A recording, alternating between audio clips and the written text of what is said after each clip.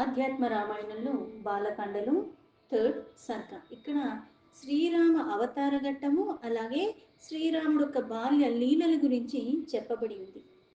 శ్రీ మహాదేవ ఉవాచ అథ రాజా దశరథ శ్రీమాన్ సత్యపరాయణ అయోధ్యాధిపతిర్వీర సర్వలోకేషు విశ్రుత. ఆ పరమేశ్వరుడు మళ్ళీ ఏదైతే పార్వతీదేవికి చెప్తున్నాడో ఇక్కడ ఆ రామ అవతారం గురించి అవన్నీ తెలుసుకోవాలని అడిగింది. ఎలా అయితే సకల దేవతలు వెళ్ళి ఆ బ్రహ్మని అడగగా ఆ బ్రహ్మ మళ్ళీ వాళ్ళందరినీ తీసుకుని విష్ణు దగ్గరికి వెళితే వాళ్ళకి అభయాన్ని ఇచ్చి అక్కడ మళ్ళీ రావణాసుడు యొక్క వరము ఇవన్నీ విన్న తర్వాత నేనే ఆవిర్భవిస్తాను, అలాగే నేనే మానవ రూపంలో వస్తాను అని చెప్పాడు. వెంటనే బ్రహ్మ అక్కడున్న దేవతలందరినీ కూడా వాళ్ళ వాళ్ళ అంశలతో అక్కడ వానరులుగా వెళ్ళి అక్కడ ఆయన రాక కోసం వేచి ఉండమని చెప్పారు.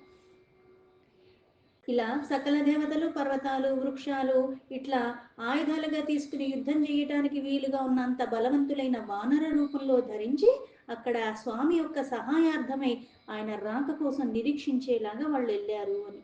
ఇలా రాముడు కూడా అవతరించాలి. అందుకని ఒకానొక సమయంలో సకల లోకంలో ప్రసిద్ధుడు, శ్రీమంతుడు, సత్యానికి కట్టుబడి ఉన్నవాడు, అందుకే సత్య పారాయణుడు, పైగా అయోధ్యకి రాజు, అయోధ్యాధిపతి, వీరుడు అయిన ఆ దశరథ మహారాజు.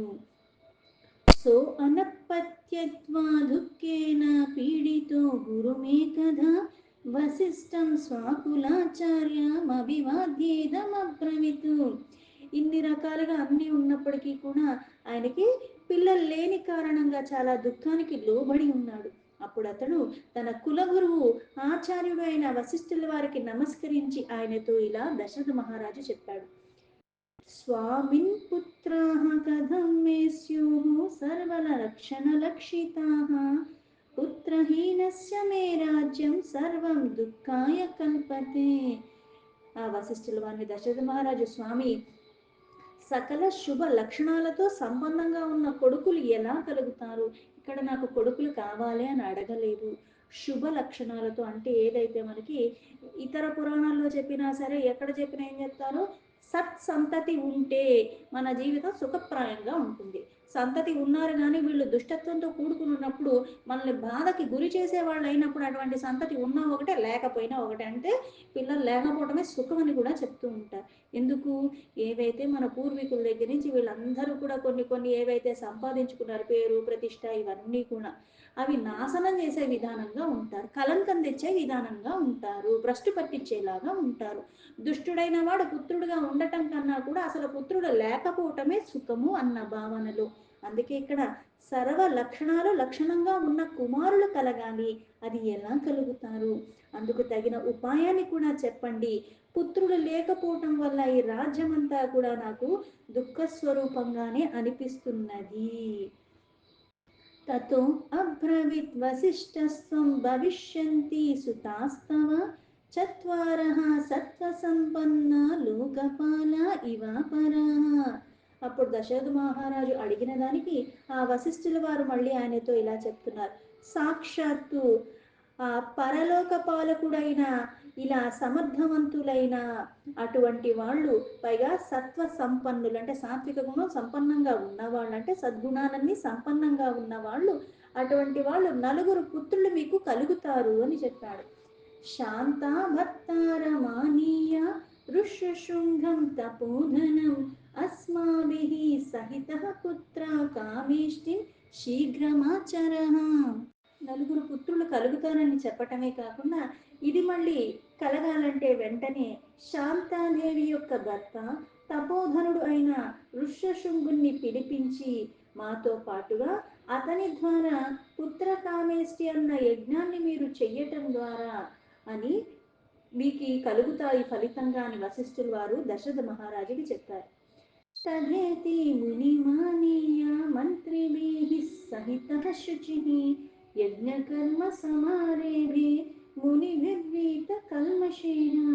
అప్పుడు దశరథ మహారాజు ఆ గురువు చెప్పిన దానికి తగ్గట్టుగా ఆయన దాన్ని అంగీకరిస్తూ శిరస వహించి ఆయనకి నమస్కరించి మునివరుడైన ఋష్యశృంగుని పిలిపించడానికి పూనుకున్నాడు. మంత్రులతో కలిసి పవిత్రుడైన పాపరహితుడైన ఆ మునిగణముల సహాయంతో యజ్ఞాన్ని అప్పుడు ప్రారంభించారు దశరథ మహారాజు.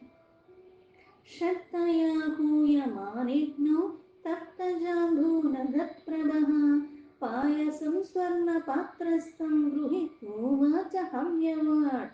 యజ్ఞాన్ని మొదలు పెడతానికి ఎలా అయితే యజ్ఞానికి కావాల్సినవన్నీ సమకూర్చుకోవాలి, ఎలా అయితే నిత్య పూజలో కూడా మనం పూజ చేసేటప్పుడు కూడా ఆ ద్రవ్యాల దగ్గర నుంచి కావాల్సినవన్నీ కూడా సమకూర్చుకుని అన్నీ అక్కడ పెట్టుకుని ఎలా అయితే కూర్చుంటామో, ఇవి చేయటానికి దీనికి కావాల్సిన సమయము ఎక్కువే, దానికి కావాల్సిన ఏర్పాట్లు కూడా భారీగానే ఉంటాయి. అవన్నీ కూడా సమకూర్చుకుని అప్పుడు దానికి సంకల్పం మాత్రంగా కాకుండా అనుష్ఠానము అంటే ఆ జరిగేటప్పుడు ఎక్కడ ఏది లోటు జరగకుండా అన్ని రకాలుగా అన్నీ చూసుకునేగా అంతమందికి అన్ని రకాలుగా ఆ బాధ్యతలన్నీ కూడా అప్పగించి కూర్చుంటారు. అందుకే ఈ యజ్ఞ అనుష్ఠాన సమయంలో శ్రద్ధతో అగ్ని యందు ఆహుతులు ఇవ్వబడ్డాయి. ఇంతలాగా చేసుకుని అలా చెయ్యటం కోరికుంటే సరిపోదు, చేసే క్రతువు కూడా అంత భక్తి శ్రద్ధలతో చేసినప్పుడే మనకి పూర్ణమైన ఫలితం వస్తుంది. వెంటనే ఆ తాప్తకాంచనుడైన అగ్ని అక్కడ వెలుగులు జిమ్ముతూ ఒక స్వరూపంతో అక్కడ వచ్చాడు. ఆ స్వరూపంతో వచ్చిన అగ్ని ఒక సువర్ణమైన బంగారు పాత్రలో ఆ పాయసాన్ని తీసుకుని అక్కడ ప్రకటింపబడ్డాడు.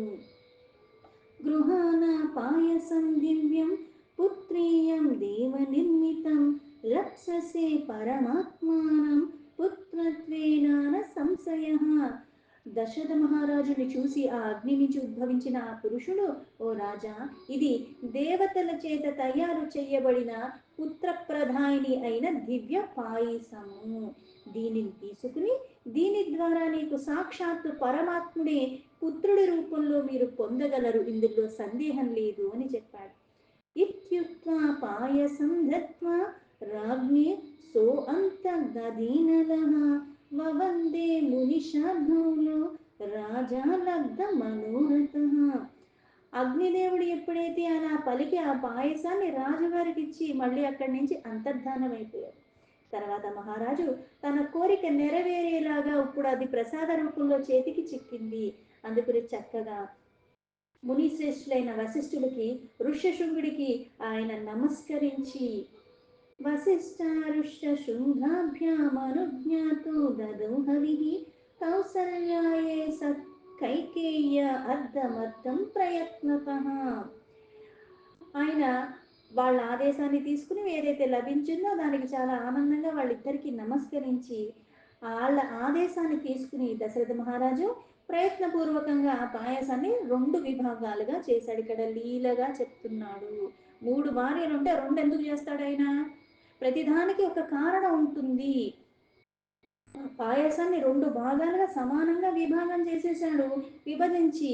అక్కడ మళ్ళీ ఇక్కడ కౌసల్య కైకేయి మట్టుకే చెప్పారంటే ఒక పాత్రను కౌసల్యకి ఇంకో పాత్రను కైకేయికి ఇవ్వటానికి. అందుకే సగభాగంగా చేసిన ఆ పాయసాన్ని సగం సగం ఒకటి మహారాణి అయిన కౌసల్యమాతకి, ఇంకొకటి కైకేయికి ఇచ్చాడు.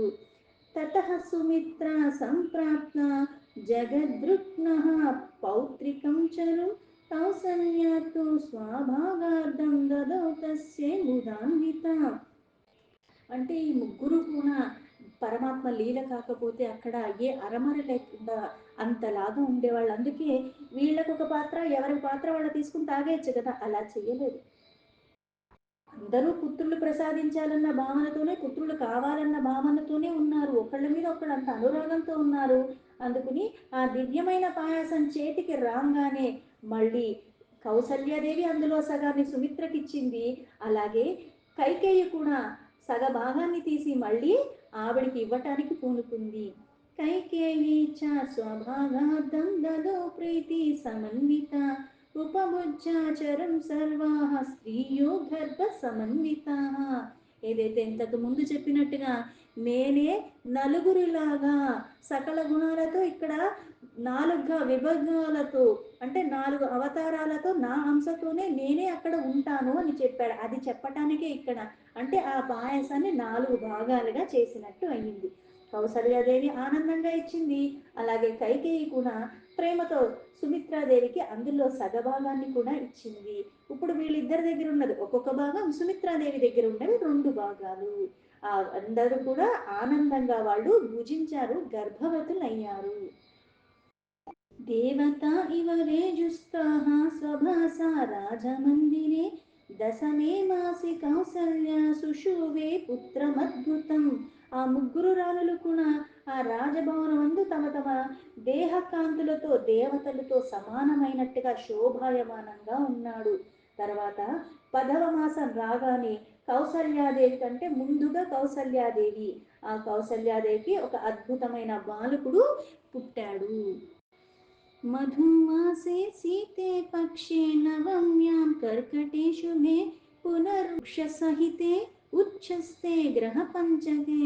అంటే చైత్రమాసంలో శుక్లపక్షంలో నవమి తిథిలో, శుక్లపక్షంలో నవమి రోజు పుట్టాడు. అది కూడా చైత్రమాసంలో శుభప్రదమైన కర్కాట లగ్నమందు, అలాగే పునర్వసు నక్షత్ర యుక్తంగా 5 గ్రహాల యొక్క ఉచ్చ స్థితిలో ఉండగా అప్పుడు రాముడు ఆ క్షణంలో ఉద్భవించాడు.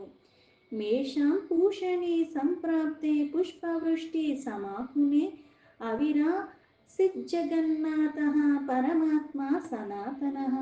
అంటే ఆది అంతం లేని పరమాత్మ, పుట్టుకే లేని పరమాత్మ లీలగా పుట్టినట్టుగా, మళ్ళీ ఒక్కొక్క సమయంలో మళ్ళీ ఈ రాశి ఏదో మనం పుట్టినట్టుగా కాదు ఇక్కడ. సూర్యుడు మేషరాశిలో విరాజిల్లుతూ ఉండగా మధ్యాహ్న సమయంలో సనాతనుడు జన్మరాహిత్యంతో ఉన్నవాడైన ఆ పరమాత్ముడే జగన్నాథుడే ఆవిర్భవించాడు. ఆ సమయంలో ఆకాశం నుంచి దివ్య పుష్పాలు వర్షంగా కురిపించారు దేవతలందరూ కూడా. నీలోత్పలదలశ్యామః పీతవాసాశ్చ చతుర్భుజః జలచారుణ నేత్రాంతః స్ఫురత్కుండలమండితః.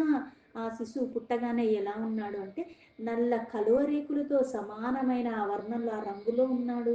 పైగా పీతాంబరం ధరించినంత శోభాయమానంగా ఉన్నాడు.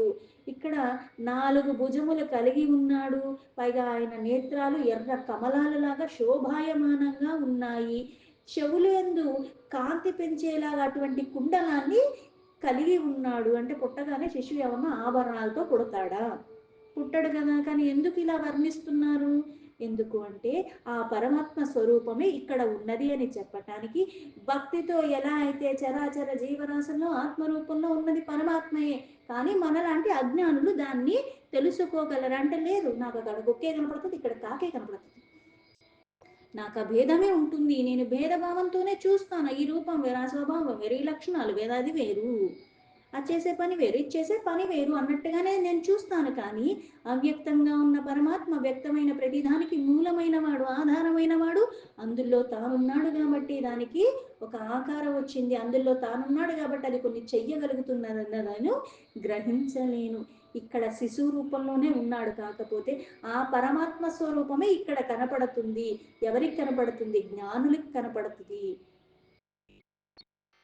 అలాగా అనిపిస్తున్నాడు, అంతేగాని శిశువు శిశువులాగే ఉన్నాడు. సహస్రార్క ప్రతీకా సహ కిరీటి కుంచితాలక శంఖ చక్ర గదా పద్మ వనమాల విరాజిత. ఏదైతే ఆ విష్ణు ఎలా ఉంటాడు? శంఖ చక్ర గదా హస్తాలతో ఎప్పుడూ ఉంటాడు. వేల కొలది సూర్యులు ఒక్క చోట ఉంటే ఎలా ఉంటుందో అంత ప్రకాశంతో ఉన్నాడు. పైగా వెలుగులతో విరజిమ్ముతూ ఉన్నాడు, కిరీట విరాజమానగా ధరించినట్టుగా. అలాగే ఆ వంకరలు తిరిగిన ముంగురులతో బుద్ధులొలుకుతున్న అక్కడ శంఖ చక్ర గదా పద్మాలు హస్తాల్లో ధరించి ఉండగా, పైగా నా మెడలో ఏమో వైజంతిమాల కూడా విరాజమానంగా ఉన్నట్టుగా అక్కడ కనపడుతున్నది. అనుగ్రహ్యాఖ్యాహృతస్తేందు సూచక స్మిత చంద్రిక కరుణారస సంపూర్ణ విశాలోత్పలలోచనా శ్రీవత్సహార కేయూరానుపూరాధి విభూషణ. అలాగే అతని ముఖం ఎలా ఉంది? ఆ కమలంలాగా, అలాగే హృదయమందు కూడా అనుగ్రహ రూపమైన చంద్రుణ్ణి సూచించేలా చిరునవ్వులు ఎలా వెన్నెలలు కురిపిస్తున్నట్టుగా ఉంది. కరుణారసం అన్నది పూర్ణంగా ఉన్నదంటే ఆ పరమాత్మ స్వరూపం ఎలా ఉంటుంది? భక్తవాత్సల్యుడు, పైగా కరుణ అన్నది ఎల్లవేళలా ప్రసరింపచేస్తూనే ఉంటాడు అందరి మీద. అందరూ ఆయనకి సమానమే. ఆ ప్రభు యొక్క నయనాలు కూడా ఆ కమలాల యొక్క దళాలతో సమానంగా విశాలంగా ఉన్నాయి. ఆ స్వామి శ్రీవత్సము అలాగే హార కేయూరములు ఇట్లాంటి నుపురములు మొదలైన ఆభరణాలన్నీ ధరించి ఉన్నాడు.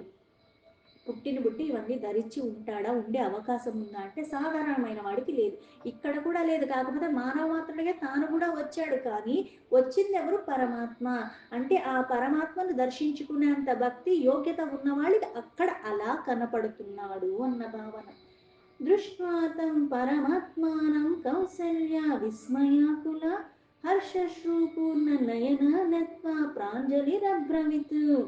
అయితే ఇవన్నీ ఎవరికి కనపడుతున్నాయంటే కౌసల్య మాతకు కనపడుతున్నాయి. కౌసల్యకి కలిగిన బిడ్డ. ఆవిడ ఎంతో భక్తి శ్రద్ధలతో పరమాత్మను నిత్యము అలా ఆరాధిస్తున్న కారణంగానే ఆ తల్లి గర్భంలో ఉద్భవించాడు పరమాత్మ.